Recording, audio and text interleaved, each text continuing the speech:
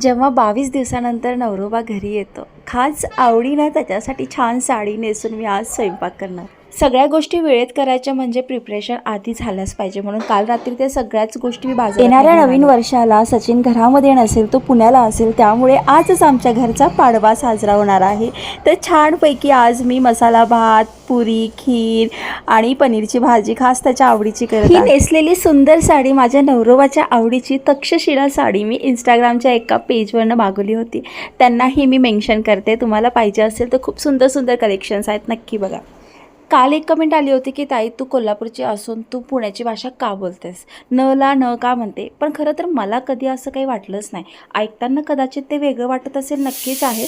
परंतु मी काय कोल्हापूरला मुळात जास्त राहत नाही, म्हणून मला कोल्हापुरी भाषा ही येतच नाही. मुलांना सांभाळून इतका संपूर्ण स्वयंपाक करायला मला 1.5 तास लागला होता. त्यात मी किचनसुद्धा लगेचच्या लगे आवरून घेतलं.